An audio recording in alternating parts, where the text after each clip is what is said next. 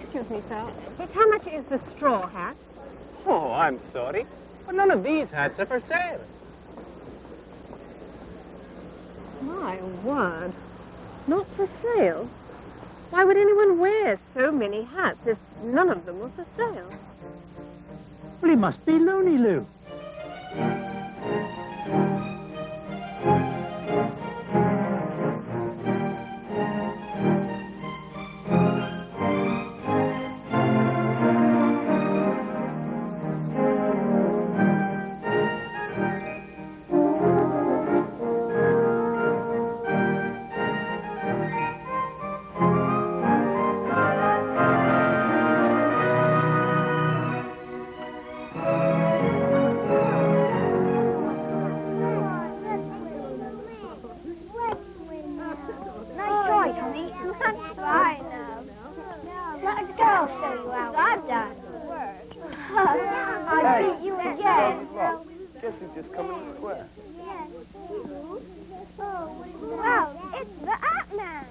I told you they might have some clowns at the fair today. I wonder what his story is anyway.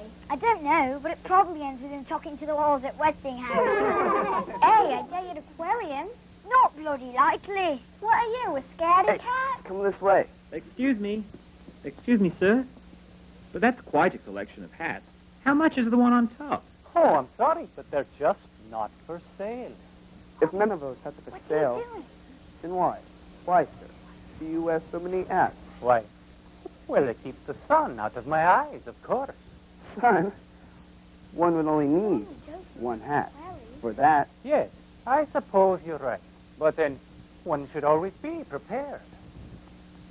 who are you? Don't be so rude, Bobby. I beg your pardon. Who are you? Who am I? Yes, who are you? Well, I'll tell you this.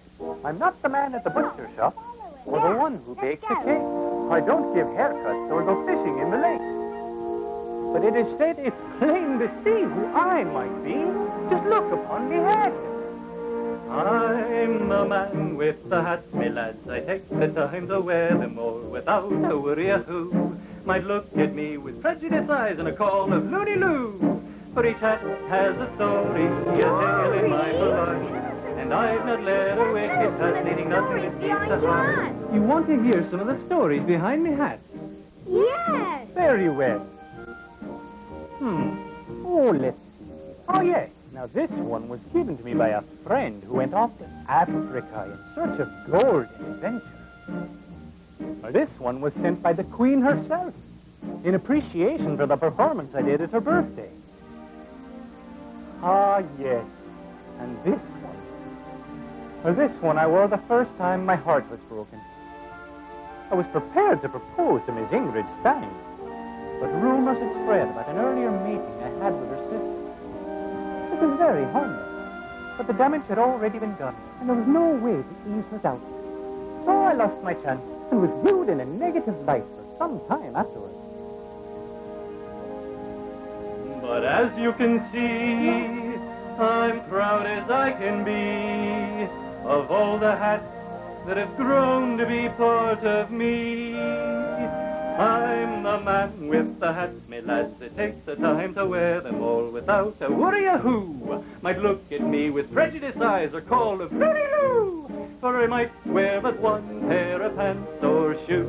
Oh, one undershirt. Oh, one big long coat. But when it comes to hats, I'm proud to say I wear them all. For a hat plays a part in a man's own past.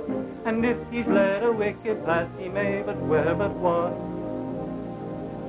But as you can see, I'm proud as I can be of all the hats that have grown to be part of me. I'm the man with the hats, me lads. I'll say, I'm the man with the hat. What about that hat? What hat? The hat that's still on your head. Yeah, tell us the story of that hat.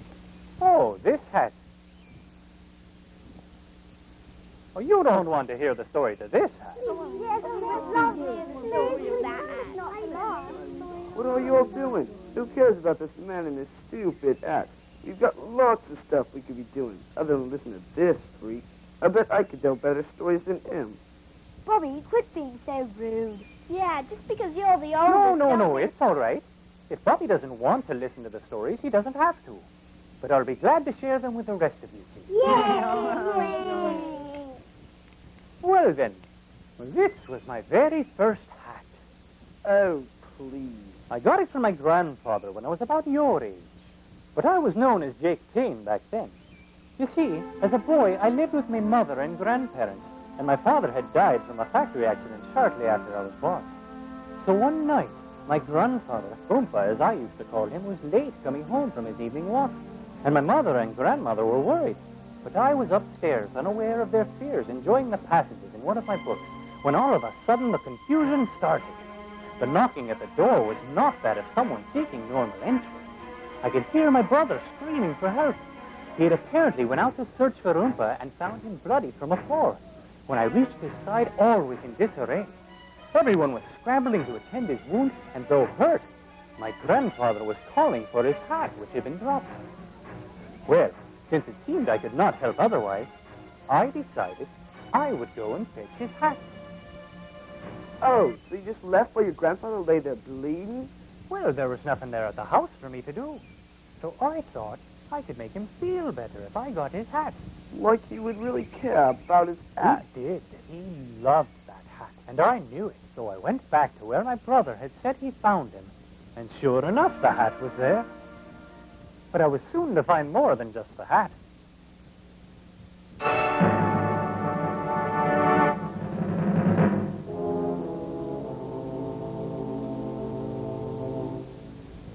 Leave me alone! Or yell for help! Hi.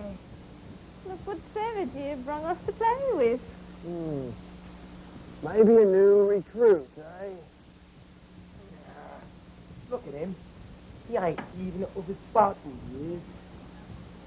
Here, aren't you up past your bedtime?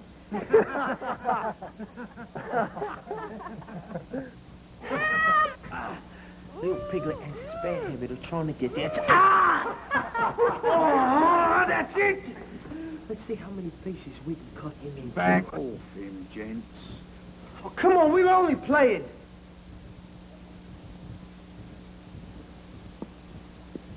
Leave him be, savage. The little dog bit me!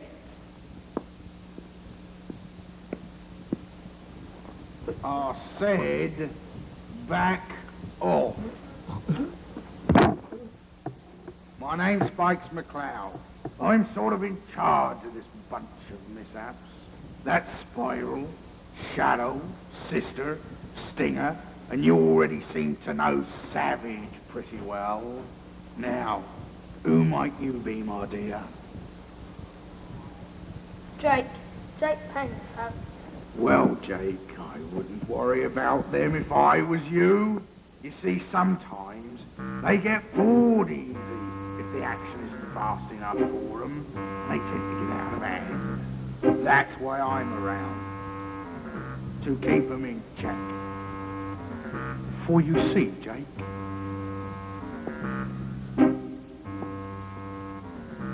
we grew up without a home. A shattered family left us all alone, while other little girls and boys had mothers, fathers, lots of toys. We had but the love of the streets.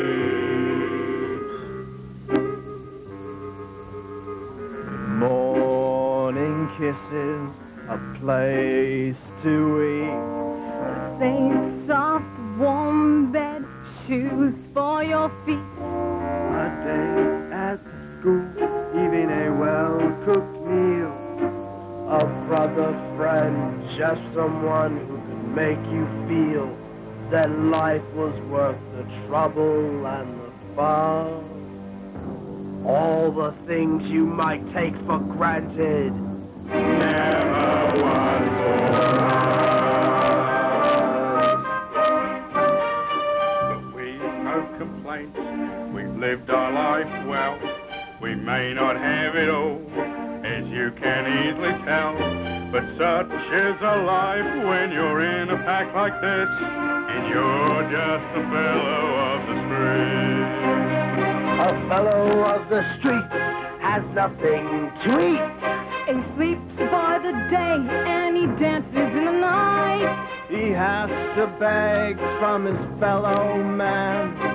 Give him what he wants, or he'll end it with a fight.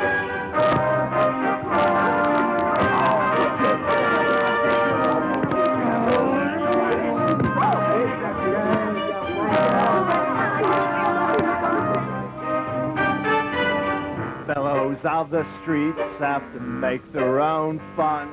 We'll take all we can, even if it's 5 against 1.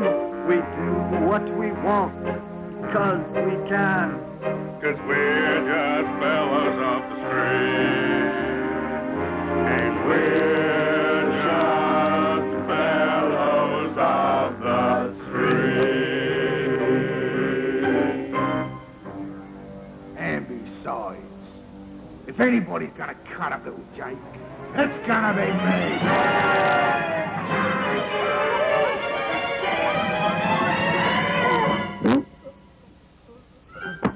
Are you all right, boss? Get him! Wait a minute. What happened to the hat? Well, I was very scared, lad. The thought of the hat didn't even enter my mind at the time. I wouldn't have been scared.